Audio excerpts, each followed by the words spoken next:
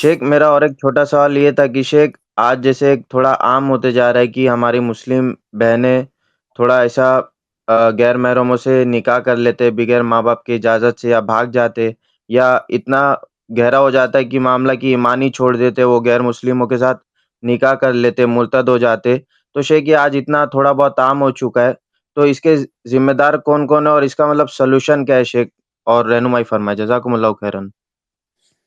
یہ میرے بھائی دیکھیے، یہ کوئی صرف سوال نہیں ہے، یہ بہت بڑا قضیہ ہے۔ یہ جو دنیا کے اندر بڑے بڑے قضایا ہیں نا، جیسے فلسطین کا قضیہ، فلاں قضیہ، یہ انہی جی قضایا کی طرح سے ایک بڑا قضیہ ہے، اور اس پر گفتگو کرنے کے لیے پوری ٹیم ہونی چاہیے، جہاں پر لوگ اپنے اپنے آرا اور اس کے اسباب پیش کریں دراسہ اور ریسرچ کی روشنی میں۔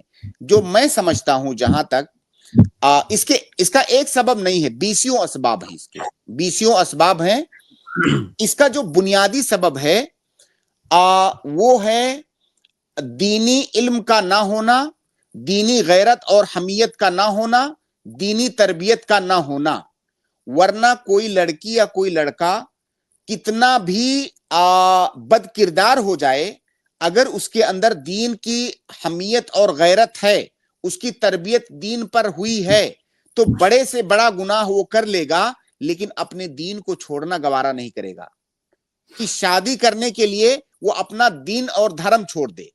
اس کا مطلب یہ ہوا کہ اس کی جو تربیت ہوئی ہے مکمل بے دینی والے ماحول میں ہوئی ہے، دین کی اس کے نزدیک ادنا سا بھی اہمیت نہیں ہے۔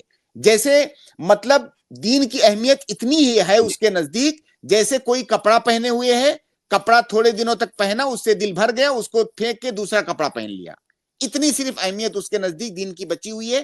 ایسا ہی انسان اپنے دین کو چھوڑ کر کے شادی کے لیے دوسرا دین اختیار کر سکتا ہے۔ تو اس میں جو میجر اس کا ریزن ہے میرے نزدیک، وہ دینی تعلیم، دینی تربیت، دینی غیرت اور حمیت کا نہ ہونا، اور اس کے بڑے ذمہ دار، سب سے پہلے ذمہ دار تو اس کے والدین ہیں، دوسرا ذمہ دار وہ پورا سماج اور معاشرہ ہے جس نے بے دینی کا ماحول پیدا کیا ہوا ہے۔ جی یہ بہت شکریہ یہ صاحب۔ میں جی نے صرف ایک سبب بتایا ہے، اس کے ریسرچ کی روشنی میں اس کے بیسیوں اسباب ہو سکتے ہیں، جس میں سے اس کو میں سب سے اہم سبب سمجھتا ہوں۔ شیخ اگر کوئی ایسا کر لیا ہوگا تو اسے مسلم مانا جائے گا اس لڑکی کو؟ ایسا بھائی آپ ایک طرف کہہ رہے ہیں مرتد ہو گئی، دین چھوڑ دیا، تو مسلم کیسے مانیں گے آپ بتائیے؟ نہیں شیخ، غیر مسلم سے اگر صرف شادی کی ہے، وہ کہتے ہیں مسلم ہے مگر شادی کر لیے، تو مانا جائے؟ ڈائریکٹ وہ دھرم اپنا لیتے تو شیخ مرتد ہی ہو جائے گی۔ دیکھیے، اگر کوئی انسان یہ سمجھتا ہے کہ غیر مسلم سے شادی کرنا جائز ہے، یہ قرآن اور حدیث میں جو کہا گیا ہے کہ ناجائز ہے، میں اس کو نہیں مانتا۔